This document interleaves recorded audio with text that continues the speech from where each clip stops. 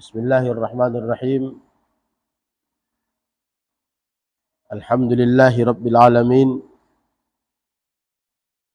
Wassalatu wassalamu ala asyrafil anbiya'i wal mursalin sayyidina maulana Muhammadin wa ala alihi wa ashabihi ajma'in. Termasuk daripada menjaga solat-solat 5 waktu adalah baik dalam menjaga solat-solat rawatibnya, baik dalam menjaga solat yang mengiringi solat-solat wajib tersebut yang diistilahkan dengan solat rawatib. Solat rawatib ini tergolong kepada 2 kategori. Ada rawatib yang muakkad, ada yang ghair muakkad. Yang termasuk solat sunat rawatib muakkad adalah qabliyah subuh, qabliyah zuhur, ba'diyah zuhur, kemudian ba'diyah maghrib dan ba'diyah isya. Sepatutnya setiap orang yang beriman memperhatikan solat-solat ini jangan sempat hilang dan luput darinya. Dan adapun selain yang kita sebutkan tadi, selain qabliyah subuh, qabliyah zuhur, ba'diyah zuhur, kemudian ba'diyah maghrib, kemudian ba'diyah isya. Selain itu, daripada solat-solat rawatib itu adalah yang ghairu muakkad, seperti qabliyah isya, ya, qabliyah isya. Dan ada juga sebagian yang solat qabliyah sebelum maghrib. Itu berdasarkan sabda Rasul sallallahu alaihi wasallam, ma bainal azanaini salatun, secara umum itu ya. Hadis itu menyatakan bahwa antara 2 azan, yang dimaksud 2 azan di sini antara azan dan qomat, salatun, ada salat. Maka kita tidak perlu heran dengan sebagian wilayah yang mengamalkan solat qabliyah maghrib yang seringkas mungkin. Itu mengamalkan keumuman hadis tadi. Ya.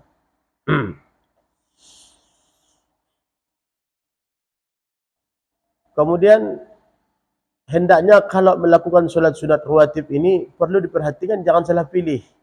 Memang sebaiknya kita melakukan seluruhnya. Qabliyah ba'diyah itu kalau bisa kita lakukan secara keseluruhan. Akan tetapi kadang-kadang ada sebagian manusia kita yang awam dalam pelaksanaan solat isya umpamanya. Misalnya dalam pelaksanaan solat isya itu dia solat qabliyah sebelumnya, qabliyah isya dia lakukan. Namun sayangnya sesudah nanti solat isya dia tidak ikut serta melaksanakan ba'diyah isya. Padahal dalam kitab-kitab mu'tabarah, kitab-kitab ulama fiqih, terutama yang bermazhab Syafi'i, itu menyatakan bahwa antara qabliyah isya dan ba'diyah isya, justru ba'diyah isya lah yang termasuk salat rawatib yang muakkad.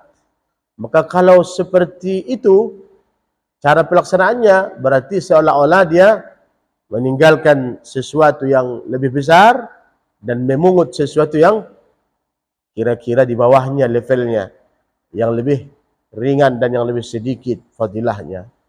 Memang sih kalau kita itu mau melaksanakan seluruh solat itu, ya kita harus jaga qabliyahnya juga kita jaga. Kemudian di antara solat sunnah rawatib yang paling afdal itu adalah solat sunnah qabliyatis subuh. Solat sunnah yang dilakukan sebelum subuh. Ketika orang sudah mengumandangkan azan subuh, antara azan subuh dan qomat ini ada solat sunnah yang dikenal dengan solat sunnah qabliyah subuh, dan itulah yang dimaksud dengan solat sunat fajar. Itulah yang dimaksud dengan solat sunat fajar dalam kitab-kitab yang mu'tabarah. Sehingga ketika orang sudah melaksanakan qabliyah subuh, berarti dia sudah melaksanakan qabliyah solat sunat fajar. Dan ketika ia melaksanakan sunat ini dengan niat solat sunat fajar, itu berarti dia sudah melaksanakan qabliyah subuh juga.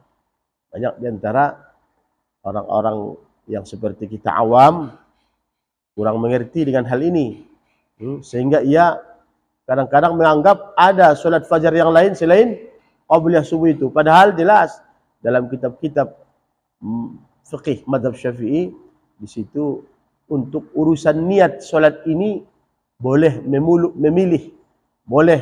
memilih sampai 10 niat di sana. Sampai 10 niat. Kau boleh meniatkan usolli raqatal fajri, usolli raqatas subhi, usolli raqatal wusta. Dalam riwayat yang mengatakan kalau ini solat sunat kalau dalam riwayat yang mengatakan kalau solat subuh itu adalah solat wusta. Usolli raqatal ghadati, usolli raqatal barodi, kan begitu ya. Usolli raqatal barodi, itu 5. Dan ada lagi pilihan pakai sunat masing-masingnya. Usolli sunnatal fajr, usolli sunnatas subhi, usolli sunnatal wusta, usolli sunnatal ghadati, usolli sunnatal barodi. Itu ada dalam kitab-kitab yang disusun oleh para ulama kita seperti I'anat Talibin ada. Jadi oleh karena itu solat sunat qabliyah subuh itulah yang dimaksud dengan solat sunat fajar itu. Dan ini harus dijaga, jangan sempat kita meninggalkannya. Kenapa? Karena ada riwayat yang sahih dari Rasul sallallahu alaihi wasallam yang menyatakan raqatal fajri khairum minad dunya wa ma fiha. 2 rakaat salat sunat sebelum subuh itu lebih bagus daripada dunia dan seisinya. Artinya ketika Anda berusaha sampai saking luar biasanya usaha yang Anda jalankan, sempat seluruh dunia dan isinya ini menjadi milik Anda, ada dalam genggaman Anda, lalu kau berinfak dan bersedekah dengan hasil itu kepada orang lain, kita bisa bayangkan berapa nilainya itu. Kita bisa bayangkan bagaimana itu punya pahala. Namun raqatal fajr khairum minad dunya wa ma fiha, itu masih lebih baik solat sunat 2 rakaat sebelum subuh. Maka sepatutnya orang mukmin memperhatikan salat sunat qabliyah subuh ini. Nah, dan ketika umpamanya seseorang terlambat bangun sampai tidak ada waktu untuk melaksanakan qabliyah subuh, maka setiap salat sunat yang dia memiliki waktu sebetulnya tetap sunnah untuk diqada. Boleh nanti dilakukan sebagai qadanya sesudah terbit matahari. Tidak apa-apa dalam hal yang seperti itu.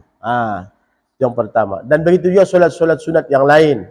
Sampai dalam satu riwayat Rasul sallallahu alaihi wasallam bersabda, "Man shalla fil yaumi wal lailati isnatai asyrata raq'atan tatawwu'an banallahu lahu baitan fil jannati." Siapa orang yang melakukan solat sunnah 12 rakaat sehari semalam, solat sunnah, maka Allah Subhanahu wa taala akan membangun bagi dia satu rumah di dalam surga. Ini diriwayatkan oleh Imam Ahmad, Imam Muslim, Abu Daud, An-Nasa'i, Ibnu Majah, dan dari Ummu Habibah. Lalu mana saja solat yang dimaksudkan, yang dikatakan oleh Rasul sallallahu alaihi wasallam 12 rakaat dalam sehari semalam itu? Berkata Ibnu Hajar Al-Asqalani bahwa yang dimaksud daripada 12 rakaat itu adalah arba'an qabla zuhri, 4 rakaat sebelum zuhur. Wa raka'ataini ba'daha, dan 2 rakaat sesudah zuhur. Kemudian salat sunat 2 rakaat sesudah maghrib, dan 2 rakaat sesudah isya, dan tentunya 2 rakaat sebelum subuh. Kalau kita jumlahkan, inilah yang berjumlah 12 rakaat itu. Perlu diperhatikan benar itu. Ya, 4 rakaat sebelum zuhur, 2 rakaat sesudah zuhur, 2 rakaat sesudah maghrib, 2 rakaat sesudah isya, dan 2 rakaat sebelum subuh. Saya punya kisah dulu.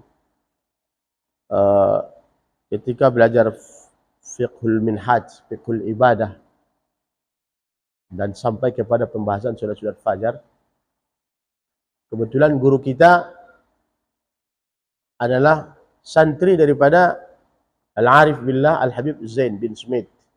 Waktu itu di Madinah. Nama guru kita ini adalah Ustadz Maftuh. Ustadz Maftuh. Beliau cerita satu kejadian yang beliau alami bersama dengan murabbi beliau Al-Habib Zain bin Smith. Kisahnya begini. Pas di waktu ujian, kebetulan beliau Ustadz Maftuh itu memiliki giliran masak malamnya. Siangnya ujian.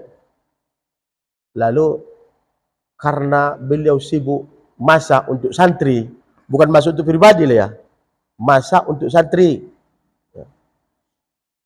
Akhirnya beliau terlambat dalam melaksanakan salat subuh. Beliau itu memang berjamaah, tapi nggak mendapatkan kesempatan untuk salat qabliyah lagi, langsung salat berjamaah subuh.